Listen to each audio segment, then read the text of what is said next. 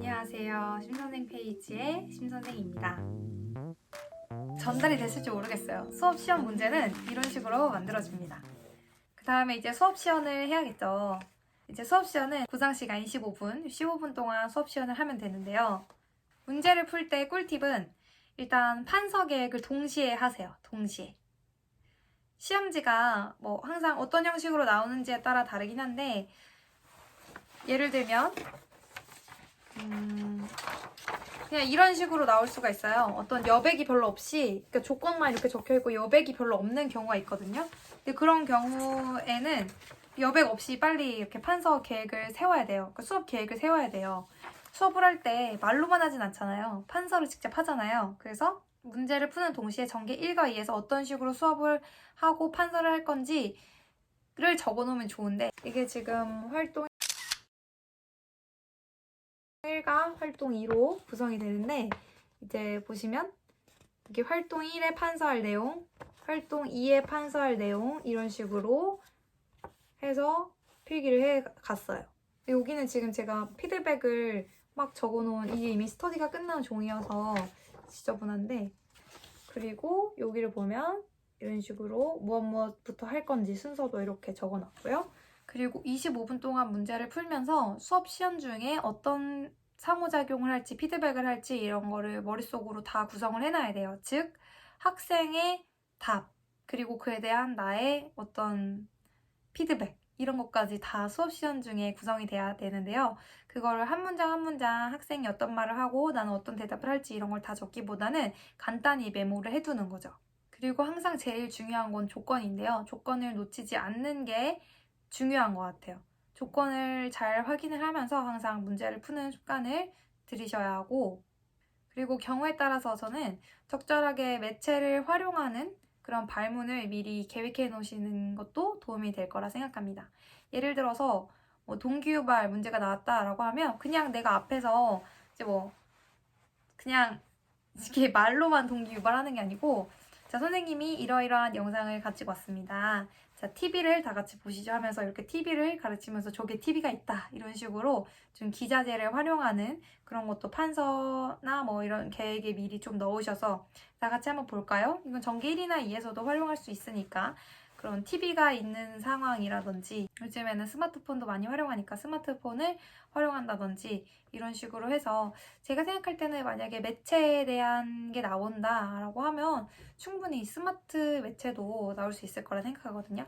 그래서 다양한 어떤 기자재에 대한 어떤 기준이 없으면 다양하게 활용을 해보셔도 좋을 것 같고, 만약에 거기에 기자재로 뭐뭐뭐가 있다, 이걸 활용해라 라고 나와 있으면 그 기자재, 나와 있는 기자재를 다 활용하는 식으로 이제 문제를 풀면 됩니다. 이제 수업 시연으로 가볼까요? 문제를 풀었으면 수업 시연을 해야 되잖아요. 수업 시연 할 때는 저는 처음에 이걸 아예 보면 안 되는 줄 알았어요. 근데 안 볼 수가 없죠. 사실 이 본문이 여기에 이렇게 실려 있는데 이걸 안 보면서 수업하는 건 말도 안 되고, 또 오히려 그게 더 어색하기도 하고요. 그래서 수업 시연을 할 때는 계속 이걸 보면 진짜 이상하지만 필요에 따라서는 자연스럽게, 자, 그러면 이거 자료를 같이 보도록 하겠습니다 하면서 같이 눈으로 보고, 이 정도는 진짜 너무 괜찮은 것 같고요. 손에 저는 계속 들고 다니진 않고 이렇게 교탁이나 준비된 앞에 이렇게 자리에 이렇게 놓고 자료를 볼 때만 필요시해 보고요. 제가 판서 계획을 적어놨잖아요. 판서 계획만 이렇게 슬쩍슬쩍 보면서 진행을 했습니다. 일단 전개 1이나 전개 2나 어떤 부분에서 시작하든 상관없이, 또는 동기유발에서 시작하든 상관없이 항상 칠판의 가운데에다가 대단원명과 소단원명을 큰 소리로 같이 읽는다고 생각을 하고 실제로 판서도 하면서 수업을 했습니다. 학습 목표에 대해서는 의견이 굉장히 분분한데요. 전 연습할 때도 그렇고 수업 실제로 시험장에 가서 할 때도 그렇고, 판서는 못해도 언급은 했어요. 수업 시연할 때는 직접 뭐 적은 적도 있는데 대부분 그렇게 할 경우에는 수업 시간이 많이 부족해지고요. 대신 키워드를 짚는 식으로 해서 첫 번째 뭐 학습 목표에서 뭐 이것과 이거 뭐 이거 중요했죠. 뭐 이런 식으로라도 해서 학습 목표를 꼭 언급하는 식으로 수업을 진행을 해서요. 전개 1에서 시작하든 2에서 시작하든 내가 시연해야 하는 그 부분의 표시는 안 돼 있더라도 항상 대단원명과 소단원명 적고 시작했고요. 또 학습 목표도 지나가는 경우라도 언급이라도 했어요. 진짜. 저기에 적혀 있다라는 식으로 적지 않았어도 이제 저 오른편이든 왼편이든 저쪽에 이제 학습 목표가 적혀 있죠. 활동을 들어가기 전에 어떤 뭐 단어가 중요했죠? 맞아요. 그러면 이제 뭘로 이제 들어가 볼게요. 이런 식으로 한다든지 해서 학습 목표를 항상 언급하는 식으로 진행을 했었고요. 또 판서의 양은 많지 않게 하려고 노력했어요. 진짜 꼭 중요한 것만 적었고요.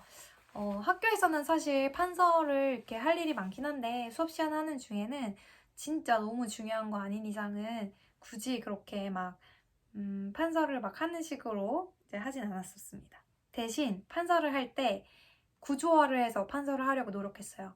항상 수업 시간에서 중요한 것 중에 하나가 답을 교사가 말하는 게 아니고 학생의 입을 통해서 나오도록 하는 게 정말 중요해요. 그래서 학생의 입을 통해서 나온 중요한 어떤 이 문제에서 요구하는 그걸 학생의 입에서 통해서 들었다고 하면 이제 그거는 이제 판서를 해야 되겠죠.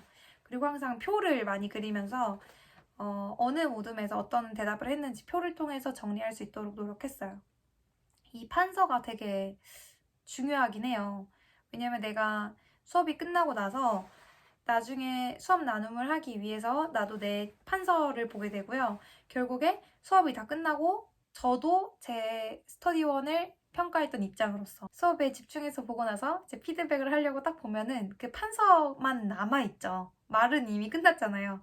판서만 남아있어요. 그래서 그 판서를 바탕으로 어떤 수업을 내가 만들어갔는지가 딱 정확히 보이기 때문에 판서도 중요한 것만 쓰되 되도록이면 학생의 답을 통해서 듣고 그게 학생의 입에서 나왔다는 걸 보여주기 위해서 표를 많이 그렸는데 예를 들면 어떤 모둠이 어떤 대답을 했는지 모둠을 적고 이제 이렇게 표를 해서 1모둠, 2모둠, 3모둠이 어떤 대답을 했는지 보여줄 수 있게, 시각할 수 있게 그리고 구조화돼서 보여줄 수 있게 하려고 노력을 했습니다. 그리고 수업 시연을 할 때 중요한 게 상호작용이죠. 저는 처음에 이 상호작용이라는 게 잘 와닿지가 않았어요. 그런데 지금 와서 생각해보면 그 상호작용이라는 게 답을 교사가 이렇게 주는 게 아니고 학생 중심 수업을 하려면 학생이 답을 이끌어내는 수업을 하려면 상호작용이 자연스럽게 일어날 수밖에 없는 것 같아요. 학생이 입을 통해서 뭔가 학생이 생각한 답을 내가 수용을 하고 또 학생들이랑 이야기를 나누고 해서 교사와 학생의 상호작용 그리고 또 활동을 할 때 그냥 혼자 고민해서 대답하는 게 아니고 짝 활동을 할 수도 있잖아요. 그럼 학생과 학생의 상호작용이 일어날 수 있고 또는 이 짝 활동을 한 다음에 모든 활동을 한다라고 하면 짝에서 확장이 되는 거죠. 더 많은 학생들과 이제 학생과 학생 간의 상호작용이 더 활발하게 일어날 수 있고 또 그 상호작용이 다시 교사로 돌아와서 그 모둠에서 한 이야기를 교사가 다시 듣고 피드백하고 이런 식으로 그냥 이러한 일련의 어떤 대화들이 상호작용이 될 수 있는 것 같아요. 그러니까 뭐 비유와 상징에 대해서도 아까 이야기했지만 비유와 상징의 효과를 교사가 말하면 1분이면 끝나죠. 그렇지 않나요? 그런데 그게 아니고 이걸 15분 동안이나 보는 이유는 적어도 7분 동안이나 보는 이유는 학생들과 상호작용하면서 학생들이 직접 효과를 자기 입에서 생각하고 나올 수 있도록 그걸 이끌어주는 교사 이걸 보겠다는 거잖아요. 그래서 항상 제 상호작용을 할 때는 발문 그리고 학생이 하면 피드백을 주고 그리고 학생이 꼭 옳은 답만 하진 않을 수도 있어요. 자신의 생각을 말했는데 그게 꼭 정답이 아닐 수도 있잖아요. 그런 경우에는 교사가 정정을 해주기보다는 이런 식으로 이야기를 해주었는데 혹시 다른 의견이 있는 친구는 없느냐 아니면 또 다른 친구의 이야기를 들어보자 라고 하면서 자연스럽게 다른 친구가 또 오른쪽으로 답을 유도해서 그 친구의 입을 통해서 답이 나오고 또 잘못 이야기한 친구도 다른 친구들의 이야기를 들으면서 자신의 생각을 고칠 수 있는 방향으로 그런 식으로 수업을 구성해 나가면 훨씬 상호작용이 많이 이루어질 수 있는 것 같아요. 그냥 학생들한테 질문을 던지고 맞다 그거다 이런 식으로 하는 건 사실 그렇게 상호작용이 막 이루어진다는 생각은 안 들거든요. 그런데 교사가 이렇게 발문을 던지고 학생들끼리 의견을 이렇게 공유할 수 있는 그게 바로 상호작용인 것 같아요. 그래서 그런 식으로 수업을 이끌어 나가는 게 수업 시간에서는 굉장히 큰 도움이 될 것 같습니다. 이건 뭐 수업 문제 풀 때도 마찬가지인데요. 조건에 모둠식으로 해라 또는 뭐 어떤 활동으로 해라 라는 식으로 조건이 주어지는 경우도 많아요. 그런데 그런 조건이 주어지지 않았을 때에도 저는 대부분 방금 말한 상호작용을 좀 확장해 나가는 식으로 수업을 구성해 나가려고 노력을 했어요. 그래서 만약에 조건이 없다라고 하면 전개 1과 2라고 예를 들어서 이야기를 할 때 전개 1에서는 짝활동, 전개 2에서는 모둠 활동 이런 식으로 구성이 될 수 있도록 하려고 노력을 했고요. 또는 전개 1에서는 사실 뭐 개별 활동이어도 상관이 없는 것 같아요. 개별이라고 하더라도 항상 아무리 내용 확인 질문이라고 하더라도 교사가 답을 제시하기보다는 학생들 입에서 답이 나올 수 있도록 수업을 구성하면 되고요.